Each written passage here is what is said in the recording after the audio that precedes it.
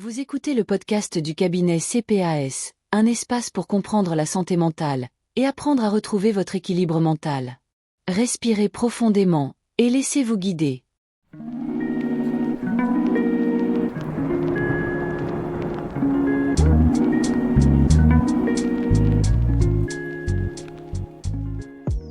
Bonjour et bienvenue dans ce nouvel épisode du podcast du cabinet CPAS. Aujourd'hui, on explore une question que beaucoup de personnes se posent.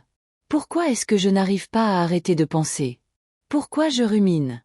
Et surtout, comment m'en sortir? Pour nous éclairer, nous retrouvons notre praticienne en psychothérapie spécialisée en TCC et coach en neurosciences.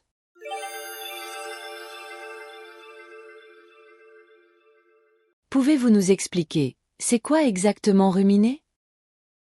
Ruminer, c'est tourner en boucle les mêmes pensées, souvent négatives, sans trouver de solution ni réussir à les lâcher. C'est comme si notre cerveau restait bloqué sur un problème, dans l'idée que réfléchir encore et encore nous aiderait à le résoudre. Mais au lieu d'apaiser, cela amplifie l'angoisse et la fatigue mentale. Pourquoi on rumine autant? Ruminer est un mécanisme naturel du cerveau. Il veut comprendre, anticiper, nous protéger. Mais parfois il s'emballe. On rumine souvent quand on est stressé, fatigué ou quand on a peur de mal faire. La rumination donne l'illusion de contrôler la situation alors qu'en réalité, elle nous enferme dans une boucle qui épuise.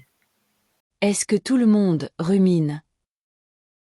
Oui, tout le monde rumine à un moment ou à un autre. Mais certaines personnes y sont plus sensibles, notamment les personnes anxieuses, perfectionnistes ou qui ont traversé des événements difficiles. Ruminer, ce n'est pas être faible. C'est une façon maladroite de chercher à se protéger, mais qui finit par nous nuire. Alors, comment peut-on s'en sortir? Voici 3 pistes concrètes. Nommer ce que l'on vit. Dire là je suis en train de ruminer, c'est déjà prendre un peu de recul. Deuxième piste, rediriger son attention. Faire une action simple et concrète. Marcher, dessiner, respirer lentement ou écouter de la musique. Ça interrompt la boucle mentale. Troisième piste, écrire ses pensées. Les mettre sur papier permet de les sortir de la tête et de les voir sous un autre angle. On peut alors distinguer ce qu'on peut contrôler et ce que l'on doit lâcher. Et parfois, on a besoin d'aide pour apprendre à faire cela. C'est là que l'accompagnement psychologique ou un coaching prend tout son sens. Est-ce qu'on peut vraiment apprendre à moins ruminer? Oui, tout à fait. Avec des outils issus des thérapies cognitives comportementales, de la pleine conscience ou des neurosciences, on peut apprendre à mieux gérer ses pensées. C'est un entraînement un peu comme un muscle mental. Et plus on s'exerce, plus on devient capable de rediriger ses pensées et de revenir à l'essentiel. Un mot de la fin pour celles et ceux qui ruminent souvent? Vous n'êtes pas seul. Ruminer, c'est humain. Ce n'est pas un signe de faiblesse. C'est juste que votre esprit cherche une issue et parfois il tourne en rond. Ce que vous pouvez faire, c'est apprendre à l'écouter autrement, pas à pas, avec bienveillance.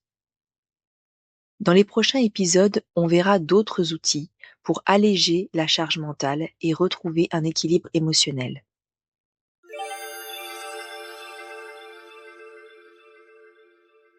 Si ce podcast t'a aidé, pense à le partager autour de toi et à t'abonner. Et surtout, prends soin de toi.